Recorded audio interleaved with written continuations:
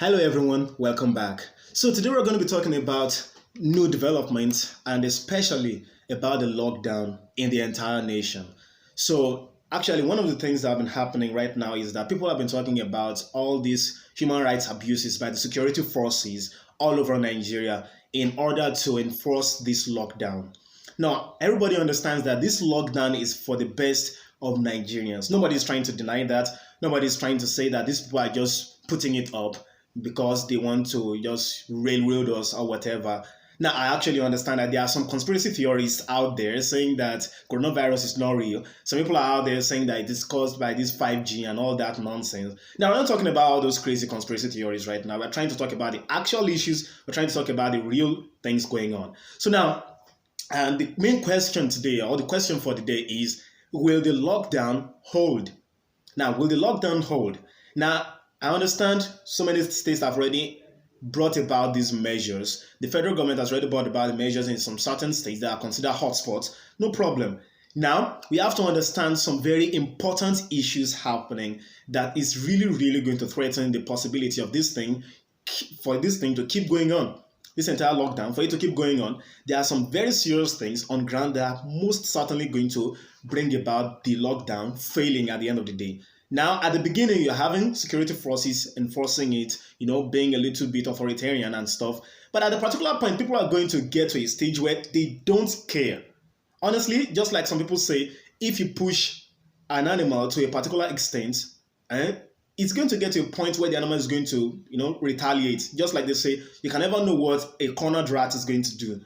So if you're going to put people in a situation where they are economically desperate, it's going to get to a particular point where people just don't care. They're just going to throw caution to the wind. Okay, we don't care. We're going to have the coronavirus. Nobody cares. Let's just do this thing. And if you say you're going to enforce it in the ways where you're going to be shooting them or whatever, you're just going to get a revolution in your hands at the point. So that's what is going to happen. So now we're going to be considering all these things happening. And first, we have to understand that people are in distress. Nigerians are in distress right now. I'm not talking about those people working in the media that at least still have their work and maybe their jobs still on. They are not getting fired. They are still able to work. They're still able to report. In fact, I can say to a particular extent, this is actually a boom for the media in a particular extent. Now, I understand that the media actually rakes in a whole lot of money from advertising. And if the entire economy is not working perfectly, there's not going to be enough revenue for adverts. So I understand that. But generally speaking, the media people, the journalists, and people in the media, all whatever they may be, don't have to suffer from this. They still have their jobs. Nothing is happening to them. They are not like somebody that is sewing clothes and somebody selling this or selling that, somebody with a supermarket and cannot really run the supermarket right now because they are in a particular city where things have been locked down almost completely. Now, I understand there are other cities where people can still sell, at least in some capacities, you can still sell, but in those hardest hit areas, it is considered completely out of place for you to go around still selling and having people congregate at your particular place for you to be able to sell things to them, in which case they can actually end up spreading the virus. If just one person among them ends up having the virus, it can actually spread all around, kind of like a bushfire or stuff. So that's the issue. Everybody understands that, but there are people that live from paycheck to paycheck. There are Nigerians that need to get their daily living, whatever they need to live every single day. There are Nigerians like that. Consider those people selling gala. Consider those people selling pure water. Consider those people that need these things to be going on. Consider drivers in areas where you can't really move that freely anymore. So that's the situation on ground. People are in distress right now. And when people are in distress, they do things that are out of place. They're going to start doing things that under normal conditions, they would not do on their own. And that's leading me to the next thing that's going to start happening. You have to start looking out for this right now. You're going to start having serious crimes and lootings all around. Whenever there is distress all around, you're going to have people start committing crimes. That's just the situation. It's not only in Nigeria, it's not only in Africa, it's all around. Check the United States, check all during the Ferguson riots and stuff. Whenever there is an issue happening and people are going through distress, there's going to be a spike in crime. There's going to be a spike in lootings of stores. Now, imagine you are in a particular area that is a little bit remote and people don't allow you to go outside. I mean, the government doesn't allow you to go outside to buy the things, the essential things you need. Like, let's say every single store in your own area, every single store in your area has been locked down now, and you need some essential stuff, and then you can't get them simply because the government has already put a ban on it because you would not be social distancing and stuff. Now, if that's the situation and you get really, really desperate, now you may be somebody with good morals. What about people that don't have so much of the high morals like you? Those people are going to get desperate to a particular extent and they will just go around and loot that particular store in the middle of the night. Now, there are going to be two people losing out. At least the most important person that's going to be losing out in that kind of a situation is the owner of the store. Now, what's the person going to be able to do about that situation? Is the government going to pay that person back? Is the government going to reimburse the person for losing the materials, for losing the merchandise in his stores? Because it was the government's lockdown that actually facilitated that that sort of crime. It was actually the government's lockdown that caused it. I understand everybody still has their own free will and decisions. I'm not trying to encourage people to go out and rob places, but I'm trying to say we all understand that poverty and being desperate actually breeds crime. That's the situation. Honestly, that's the situation. For example, it's the poverty in the black communities in the United States that actually causes a higher level of crime in the black community. So the same thing with Nigeria. In the poor areas of Nigeria, you're going to have a spike in crime. That's just the situation. If people are very desperate, you're going to have an increased rate of crime. So before we just think about like, okay, this thing is just about reducing the number of people that are going to die, reducing the number of people that might lose one thing or the other. So we're just going to lock everything down so people don't lose their livelihoods, so people don't die. So we reduce the number of deaths that might happen through the coronavirus. We also have to think about the fact that so many people are going to lose their jobs. So many people are going to lose their businesses completely because you can't just keep paying your employees and keep the business alive when there is no revenue. That is, people are not patronizing you. Without patronage, you don't have the revenue to keep the business afloat. So that's the problem. So when there's no revenue to keep the business afloat, I understand the government has been making all sorts of and gestures or no palliatives and stuff to make sure that people are still, able to live, able to keep things going, able to keep things together. I understand that. But always realize it is said, the poorest of the poor. They say that they're going to be doing that for the poor. Now, first problem with that is that we don't even know what the poor would mean. Like, what's the poverty line? Like, okay, if you make above this amount of money per month, is that poverty? Like, no description of that. So it's kind of vague. We understand, completely vague. But I'm definitely sure that they're not going to be having people that own stores, like a mega store owner or even a regular store owner as part of the poorest of the poor, that they're going to be giving all these palliatives. So that's the problem. What if the entire business collapses? This guy doesn't have anything to fund his family with anymore, and it's not going to be considered. You have to consider all those things like that. There's so many issues factoring into this entire thing that we have to consider. It's not just about saving lives from the coronavirus. Again, it's going to get to a particular point where some people are going to start saying, I better just have the coronavirus and get it over with. And honestly, this is because it has been discovered that to an extent, the coronavirus, the particular virus causing this issue, is not evolving as much as it was expected. So which means if you already had the coronavirus and you recovered from it, then you might not have it anymore.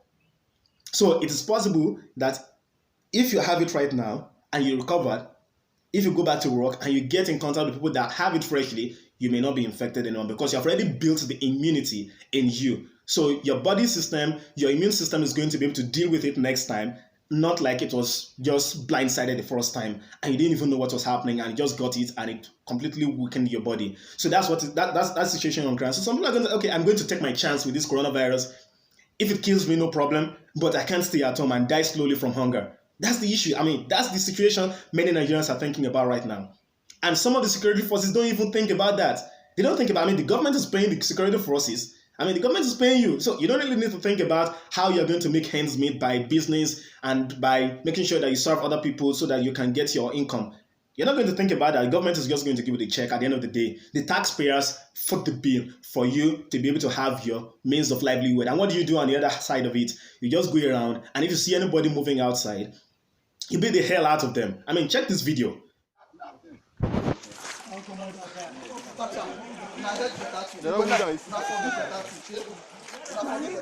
Job and today no comedy serious one. You no go roll. Roll. If you don't believe me, I tell you,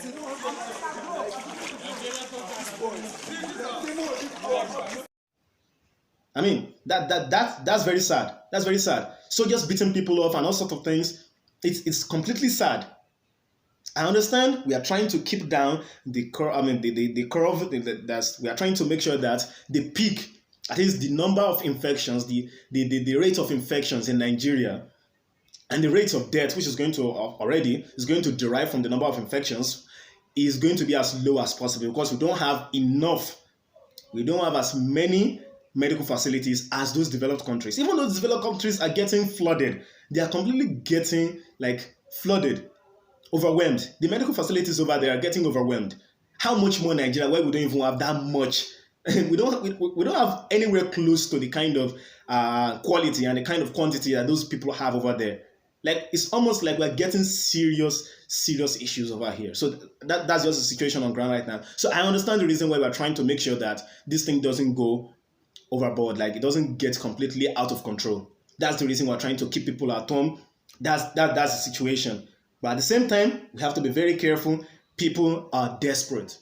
People are desperate. That's just the situation on ground. People are desperate. Now, we also have to think about it. Recently now, just yesterday, we have 276 cases in Nigeria. Now, I've always said it, 276 cases means 276 confirmed cases, tested and confirmed.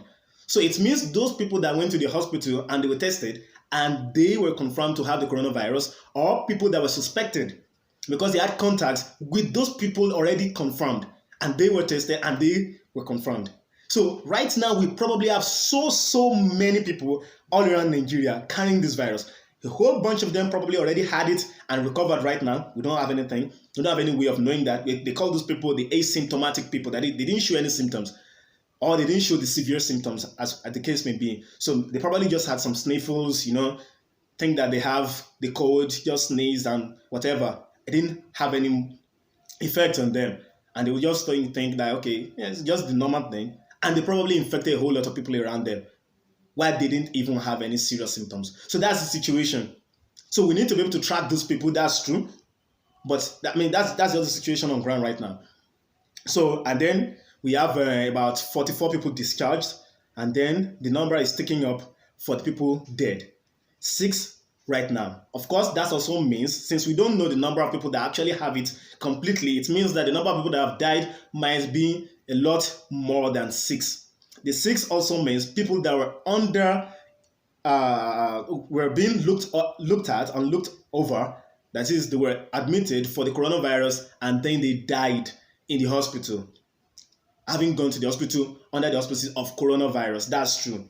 So probably a whole lot of people already died right now that had severe cases but didn't make it to the hospital and died, and nobody knew anything about it. These people are not going to factor into the death rate for the coronavirus right now, at least the official death rate of the coronavirus. For example, in China, after the lockdown was raised a little bit, not completely, after the lockdown was raised, there were houses that you would go to and you see people dead in the houses. Nobody knew about that.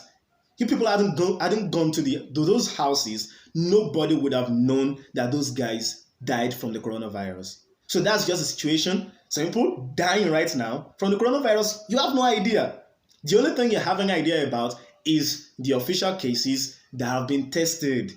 Again, tested. That's the only thing you know about. So as much as you may be getting scared that, the number is rising or whatever, we are way ahead of whatever number you are saying. The number you are saying depends on the number of tests we have carried out. Just recently, I discovered that we have done only about 3,000 plus tests in Nigeria. 3,000 plus tests, which means no matter what we do, we couldn't have gotten more than 3,000 cases. Let's even say every single case that were tested became positive. Only 3,000 cases. We're only going to get 3,000 cases. So that's the problem. We need to ramp up the testing in Nigeria. We need to increase the number of testing in Nigeria so that we can know just how far this thing has gone. There are probably states right now in the federation that have multiple cases of this disease and nobody knows about it, and we are still recording, oh yeah, in social state, 0 cases. So case, they are still protected from the virus and all of that. Or in some cases, oh, on this state, they still have just 1 case. In the state, they still have just 2 cases. That's the problem on ground. We need to increase the number of testing that we have. That's how you're going to be able to see just how much problem this thing has caused. That's the situation on ground right now. And again, we have to understand that, like, I'm not trying to be an evil prophet or whatever, but that is just the reality. This thing is going to get even worse. That's just the reality. We are just at the beginning of the curve for the coronavirus in Nigeria. We're just at the beginning. At the very beginning, it's going to get a lot worse. So for the coronavirus, now, our population is actually lower than the population of the United States. The United States is about 330 million people in the United States. We have approximately 200 million. So we're pretty close. We are one of the most populous countries in the world. That's true. It means there is a good chance that our own death rates and our own infection rates might be as close as possible to that of the United States. So, I mean, Italy is not even up to 100 million people. Imagine what is going on there. And we know our own healthcare system is a dumpster fire, like an absolute calamity. We all know that. So honestly, there's just so much going on right now. So much going on. And we have to make sure that we prepare our minds. This thing is going to get worse. It's going to get worse. Like, that's just the situation. With all the mitigations going on in the United States, going on in the UK, and all around, once we get to the point where they are right now, we are going to start seeing spikes in the cases recorded every day, and sadly, in the number of deaths recorded every day. That's just the situation, and it will be an absolute malpractice for us to lower that number by making sure that we don't carry out enough tests so that we can, shroud everything in mystery. That's the problem. So let's make sure that we keep testing. Let's make sure that we ramp up the amount of tests we do per day, per month, per week, whatever, and make sure that we get a hold of what is happening with this entire virus. Because it's only when we have done that we're going to be able to put forward any sort of recommendation how we can make sure we open back the economy and make sure we open back the entire nation so that people can go back to work, students can go back to school and all of that. We have to make sure that we get this thing under control. Absolutely. So thank you very much for this segment. Make sure you subscribe to the video. To the channel. Make sure you like the video. Make sure you share with your friends, and I'll be seeing you guys in the next segment. Thank you.